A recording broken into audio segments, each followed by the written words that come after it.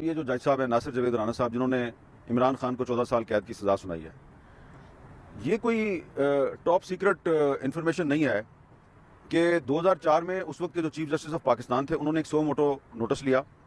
एक वकील थे वहाबुल खैरी, तो ये जज साहब जो हैं, इन्होंने उसको कोर्ट में बुलाए बगैर ही, समन किए बगैर ही, उनको प्रोड्यूस किए बगैर ही उनका फिजिकल रिमांड दे दिया था। तो वो एक बहुत काबिल एहतराम वकील थे, तो चीफ जस्टिस ने सो मोटो एक्शन लिया और इस जज को बुलाया कि भाई वो तो आया ही नहीं कोर्ट में, तो तुमने कैसे फिजिकल रिमांड दे दिया। उसकी हियरिंग हुई और उसके बाद सुप्रीम कोर्ट ऑफ पाकिस्तान ने ये जज नासिर जावेद राना, इसकी जुडिशल पावर्स को विड्रॉ किया और इसको unfit for the judicial service declare किया 2004 में, मुशर्रफ के दौर में। और उसके बाद 2022 में दोबारा जो है शहबाज शरीफ साहब की हुकूमत जो है उसको अकाउंटेबिलिटी कोर्ट का जज बना देती है।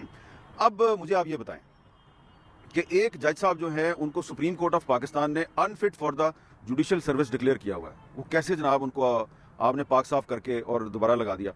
और दूसरी बात यह है कि ये जज साहब जो हैं, ये इससे अंदाजा लगाएं कि 2004 में भी ये डिसमिस हो चुके हैं, इतने पुराने हैं ये साहब।